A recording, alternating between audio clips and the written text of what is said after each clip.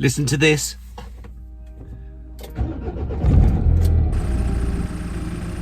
Yes! I'm Darren Packman, and I've dedicated the last 25 years of my life to the craft drinks industry.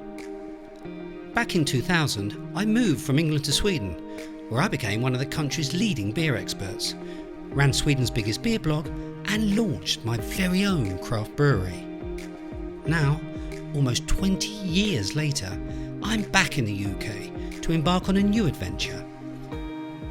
Driving around Europe in my converted van, seeking out craft food and drink producers who are as insanely passionate about what they do as I am. Along the way, I'll be taking in the local sites, meeting some of Europe's leading food and drinks experts, and I'll be showing you what it's really like to live life on the road.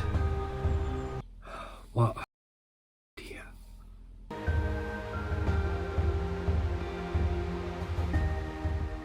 So here we are on the first ever stop in the Craft Van Life van, and I have stopped here in the beautiful quintessential village of Ironbridge, which is just outside Shrewsbury,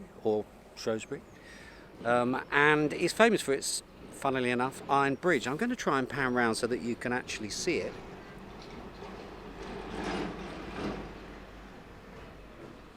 How about that? Built in 1799, one of the world's first iron bridge, apparently.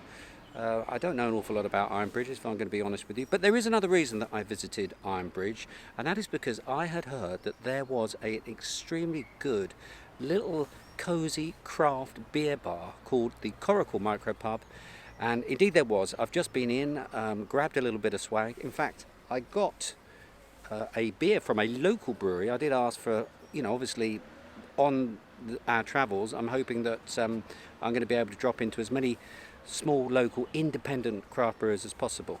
So I managed to grab this one from Salopian Brewery, which I believe is based in Shrewsbury. It's a 7% American style IPA with lots of citra hops. So of course I can't drink that now, nor do I want to. I'm going to get back into the van.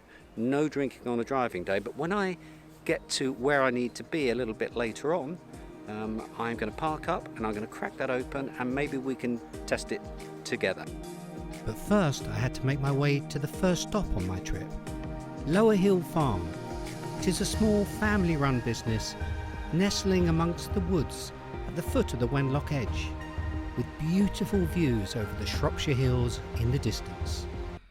Do you know what I've gone and done?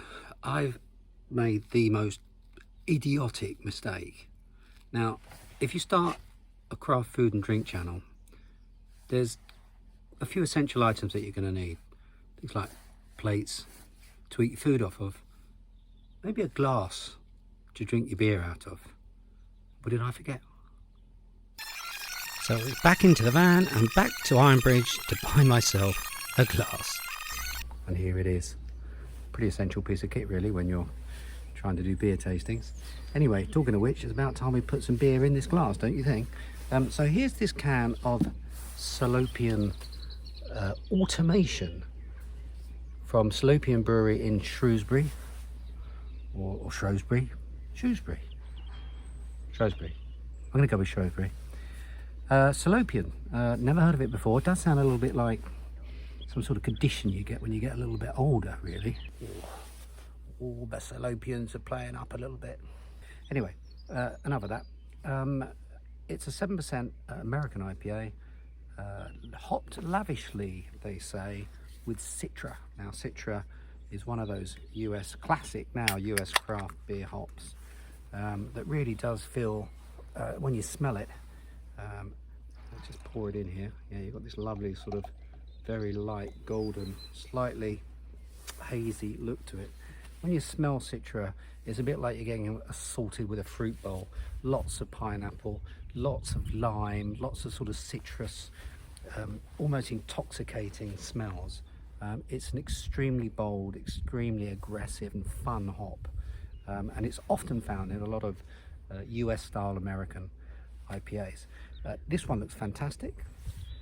In the last of the light from the Shropshire hills. Let's give it a sniff. Do you see that? I couldn't even wait to go in for the kill. this is classic stuff, really. It hides its alcohol pretty well at 7%. You wouldn't guess that.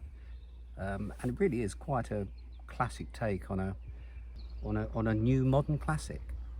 So well done to Salopian Brewery. Wow, what an incredible first day in the van. But like all good things, they have to come to an end sometime. So I'll see you in the morning.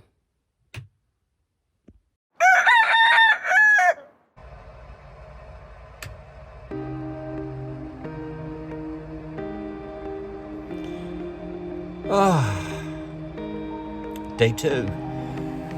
Let's do this.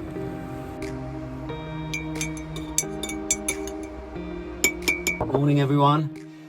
Isn't everything better with a cup of tea?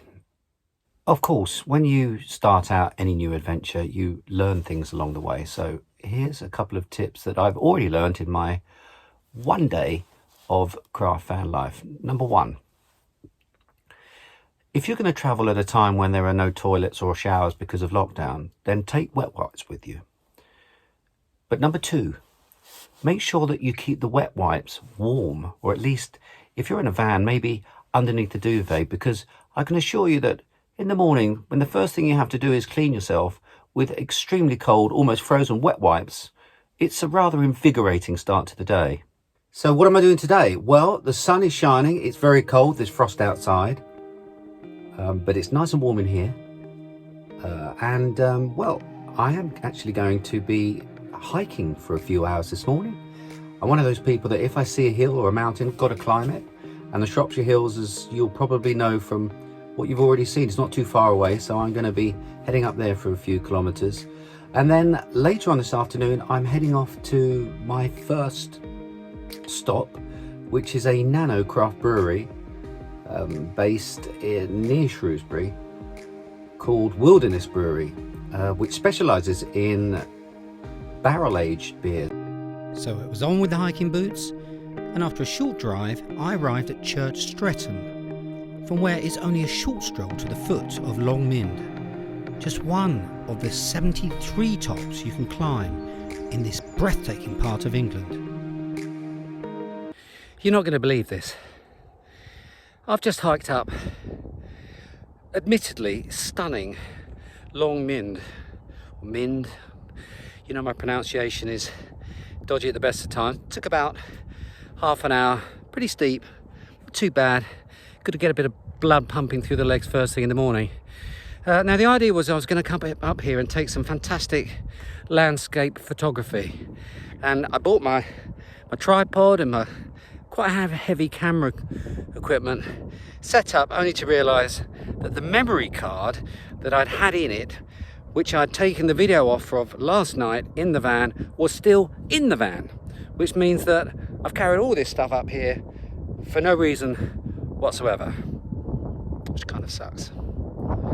So you're gonna have to put up with a little bit of noise and a little bit of handheld iPhone footage, but it's gonna be worth it, because let me spin this camera around and show you what I'm looking at.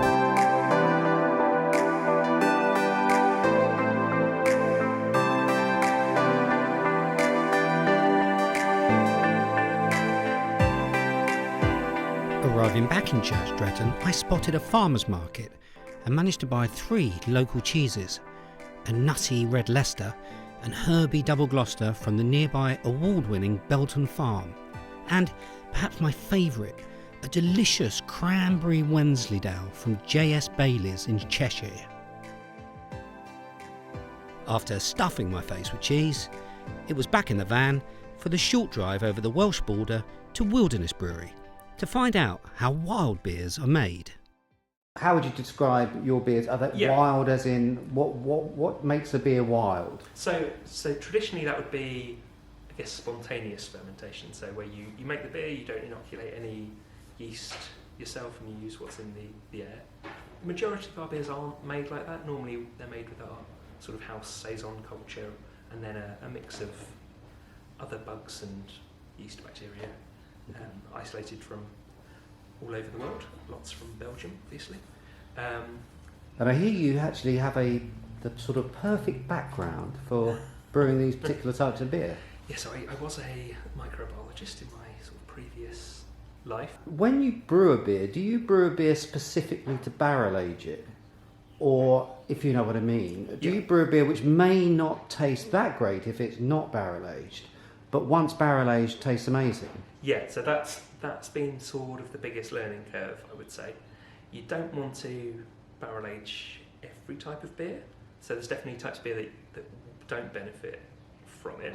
So yes, the answer is yes. I generally have some barrels that I want to fill. So I think, right, what would work in these particular barrels? Either they're new to me and I have no idea what they're going to be like, or I've used them before, know what sort of character they impart. So I essentially try and brew something that will benefit from that particular barrel, the microbes that are already in it, or what I'm going to add to it. So on average, how long are your beers in a barrel, or does that change? Massively varies. Again, massively varies. Big learning process. Just try and sample them every. I mean, I probably don't do it as often as I would like to, but every month or so I try and sample everything and just sort of. I write really basic notes, really just sort of like okay, slightly hazy, a little sour or something, and then if you can sort of plot those over time, you can sort of think. It just gives you enough to remember, like, oh, I think I prefer it this time to last time. Maybe this is the time to package it or something. So this is a real sort of fingertip, personal interpretation of how this beer's evolving. There's no science. There's no rule book. There's no schedule per se. It's where the beer takes you, I suppose, rather than the other way round. Which is tricky because I can be brewing a beer to go into barrels, and then I have no idea when I'm going to sell it. It could be. 6 months' time, could be 3 years. So really, this must be one of the worst beer business models ever, right? Terrible. Did you ever go to a bank manager and explain what you were going to do?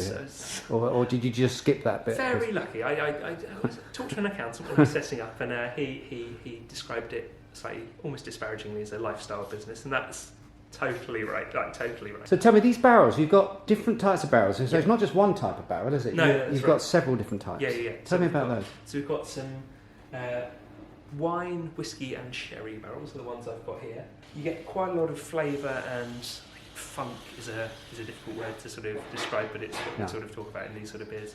Character, I guess. But that is interesting for a lot of people though. What should they expect when they drink a beer like yours? I mean, what differentiates or sets this aside from your standard, let's say, standard commercial beer? Yeah. So I guess the first thing to expect is they're going to be super dry for the most part. All of the residual sugar is normally fermented out. Commercial beers have just a little bit left, just so they're not either too thin or they have some sort of light sweetness. But these are absolutely bone dry, like a sort of bone dry white wine. Yeah. Then maybe a little bit of acidity, either sort of a touch of vinegariness, which is nice in moderation, very limited moderation. Quite sour from the lactic acid bacteria, and then the Brettanomyces and some of the other bugs add what we call funk, really, which is difficult to describe in terms that are pleasant, but sweaty, leathery, earthy, farmhousey, wet doggy, these types horse of blanket. People say a lot of horse blanket. Yeah, exactly these types of things. Which I agree sounds awful, but it doesn't sound awful. Actually, it sounds pretty good to me. So from a barrel, how many bottles on average do you get, assuming everything goes according to plan? Yeah, that's right. So the barrels, when they're full, are about sort of 220 litres. You get a bit of evaporation, a bit of loss from sort of transferring. A bit of Angel share. Yeah, exactly. Yeah, in whiskey, the angel share, that's right. So by the time I've done all the transferring and bottling, somewhere about 200 bottles about this size, which is... So it's very, very limited. It's pretty limited, yeah. So a couple of things have happened since I last took the camera out. Number one is that I managed to make my way back to my home county of Kent, back onto the driveway where the van is now parked up here in Whitstable. The second thing, and perhaps even more importantly, is I've actually had my hair cut. But one thing I did promise to do before I finish this episode is actually try that bottle of beer that I picked up at Wilderness Brewery. And here we have the bottle. It's called A Place Where Nothing Ever Happens. a rather whimsical, poetic name, but I think you can get away with it with this style of beer. It's in a big wine-sized bottle, soured in French white wine barrels and a mixture of yeast and bacteria. It's also been dry hopped at some point in the process. I don't know how long it's been in those barrels, but with Hallertau Blanc hop. That's a very light, fruity, almost grape-like hop that's been thrown in there at the end to give it, hopefully, a little bit of sparkle. Now I poured the beer, and the first thing that I noticed, here's one I made earlier, is that it's actually got very little to almost no carbonation in it whatsoever, but the smell is gorgeous. So let's just dive into it and see whether something really has happened while it's been aging away there in those wine barrels. On the nose you get that very sort of funky wild beer type of smell. Slight vinegar notes, but that's to be expected and actually to be welcomed. And yes, you get this very, very sort of artisanal, almost farmyardy type flavours. Very light, not terribly acidic, so it's very delicate. And yes, those Hallertau hop notes do come through a little bit at the end, so it's light, it's quite uplifting, but as I say, relatively flat. I would have liked to have had perhaps a little bit more carbonation, because when it's paired with, let's say, the cheeses that I've previously shown you, that little bit of carbonation just helps cut through the fat and makes the whole experience of pairing this beer with food just that little bit more enjoyable. And now for the boring bit. If you've enjoyed watching this episode and you'd like to see more episodes of me in a van travelling around Europe, eating and drinking some amazing craft food and drink from wonderfully passionate producers, then can I ask you to do one thing for me, and that's hit that subscribe button. It makes a huge difference to me and it will allow me to continue my journey. So that's it for the first episode. How did I do? A few mistakes, but I think we got there in the end. Until next time, stay safe and stay crafty.